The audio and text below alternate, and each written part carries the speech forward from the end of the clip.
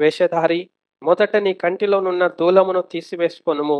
అప్పుడు నీ సహోదరుని కంటిలో నలుసును తీసివేయుటకు నీకు తేటగా కనబడును అని ప్రభువు ఈ మాట తెలియజేశాడండి.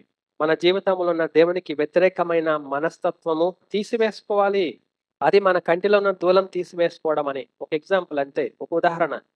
మన జీవితంలో ఉన్న అతిక్రమాలు, పాపములు, దుష్టత్వములు, అవిధేయత, దేవునికి ఇష్టం లేనివి అవి మనం తీసివేసుకుంటా ఉండాలి. ఇది మొదట మనం చేసే పని.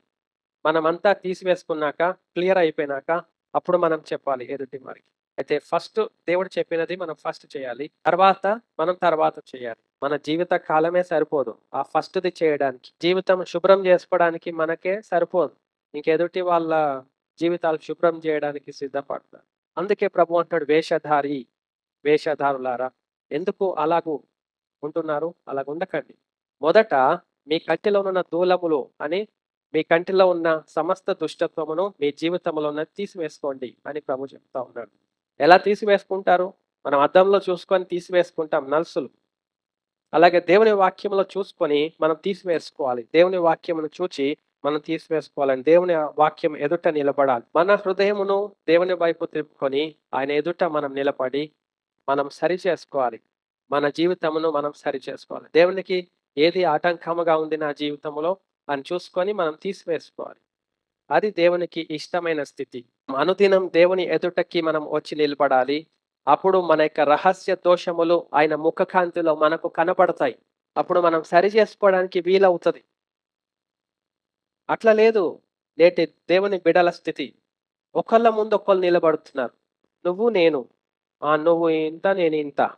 ఆయన ఇంత నేనింత. ఆయన అంత నేనింత. మనుషుల ముందు కాదు మనం చూసుకునేది. దేవుని ముందు మనం చూసుకోవాలని ప్రభువు చెప్తా ఉన్నాడు. వేషధారులు మనుషుల ముందు చూసుకుంటారు. మనుషులతో చూసుకొని ఎవరికి వాళ్ళు గొప్ప అనుకుంటారు. అది తీసివేసుకోకుండా నేను మంచిగానే ఉన్నాను. నేను బాగానే ఉన్నాను కదా! నాలో ఏం తప్పు లేదు. కానీ ఎదుటివారు ఆ తప్పు చేశారు. వాళ్ళు ఈ తప్పు చేశారు. వారు ఈ తప్పులో ఉన్నారు. నేనేం తప్పు చేయలేదు. దేవుని వాక్యం చూడట్లేదు మనం. వేషధారులు చూసేది ఏమిటంటే, దేవుని వాక్యం కాదు వేషధారులు చూచేది. వేషధారులు ఎదుటి వారిని చూస్తా ఉంటారు. పరిసయ్యుడు వచ్చి ప్రార్థన చేస్తున్నాడు. అదే ప్రార్థన. నా ఎదుట అందరూ చోరులు, వ్యభిచారులు, దుర్మార్గులు, దుష్టులు, తాగుబోతులు నా చుట్టూ ఉన్నారు ప్రభువా. సుంకరులున్నారు, అన్యాయస్తులు. నేను వారి వలె ఉండకుండా నేను మంచిగా ఉన్నందుకు నీకు కృతజ్ఞతాస్తుతులు. అలా మంచిగా ఉంటే ఇంక దేవుడెందుకండి? మనం మంచిగా ఉంటే దేవుడెందుకు? మనకు దేవుడు అక్కర్లేదు ఇంక. మన మంచితనం మనల్నే రక్షిస్తుంది. అందుకే ప్రభు అంటాడు వేషధారి.